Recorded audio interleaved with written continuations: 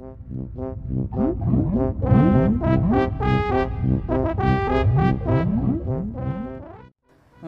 here's a little history lesson for you all. Yeah, history lesson. I'm going to interview these cameras first by first. Here is the DC-50.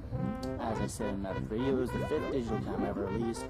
Turned on, nonetheless, by opening. Zoom buttons are on the top. Listen to that zoom. It's quite a loud zoom.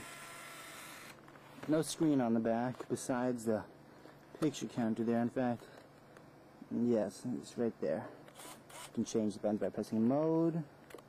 We'll scroll through the list. You see the flashing lights. Change the quality, and so forth.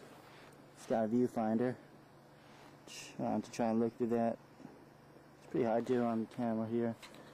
Now, this camera, being older, it uses what's called not a USB. I know it looks like a S-video too, but it's actually an older type of 8-pin. It looks like your VGA monitor cord typically on the output of the end of the cable that connects to this. But yes, it's not an S-video. Many people mistake it for that. There's a little adapter there. It's got a big 1-inch flash bulb, and it almost looks like a video camera. You'd think that it is, but no, it's not.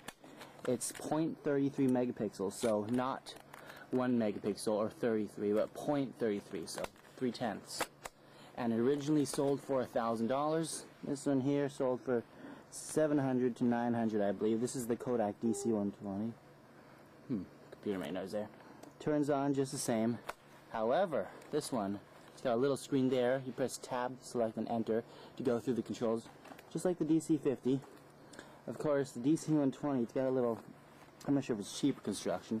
They changed the location of the zoom button, so now you have to use 2 hands. Kind of pissed me off, but it does have a screen. Let's take a look here. Here's a picture of, I don't know if you can see that. Turn down the brightness here. Focus. Yep, there we go. You can see some of my friends there, yeah. And the batteries are located right there. Memory card goes right there.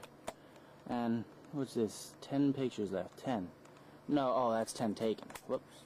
And yes. Now this one also, you may know, has a bigger lens. And this one, memory card, it uses a Type 1 or Type 2 CF, which is way bigger, but it's actually an adapter. Here's the real card. Although they did make cards that were like this, but that length. This is the card that I normally use in my DC-60 camera.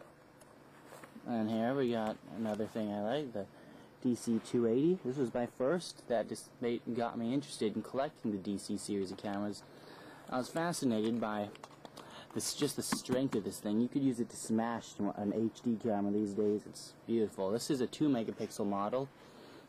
It almost looks like a film camera at first, until you see 2.0 megapixels. I mean, it has that, it's got the screen up there. But they still have the dignity to put a screen back there. A viewfinder that is scarily accurate. It's got capture, view, connect. It uses the same port as the DC-50 and the DC-120, which the ports right there, just like on the DC-50. Okay, well this one didn't have batteries, so let's stick some batteries in here. I know my batteries aren't in the best condition, but they are the best working. Oh, low battery, huh? Let's turn it on. Now, on most of these cameras, you have to, I'll set the date and time just in case. 1999. You get where we're coming from. Now, on most of the models, you have to press the pointer button to turn on the screen, which does work quite beautifully. It does smudge easily, but there's even a brightness control on the bottom of this model. It works beautifully. 8 pictures left.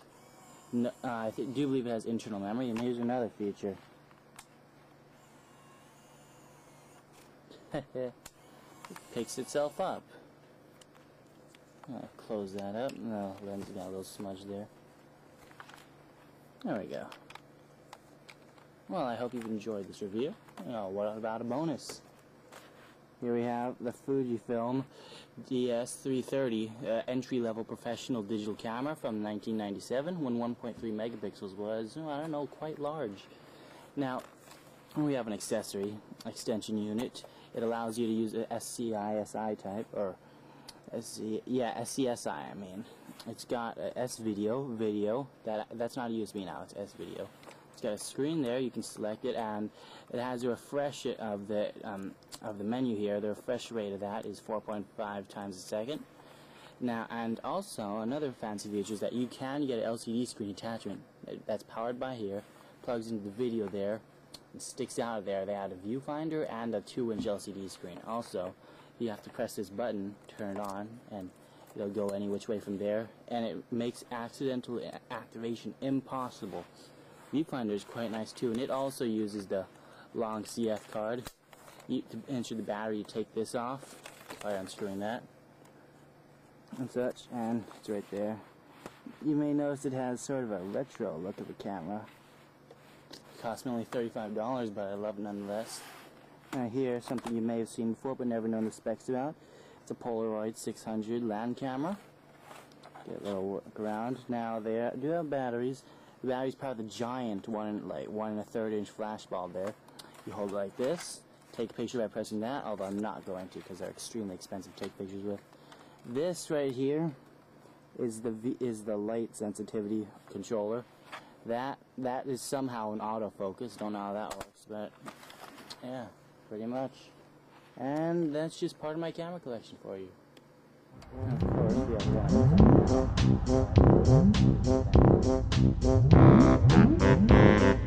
that.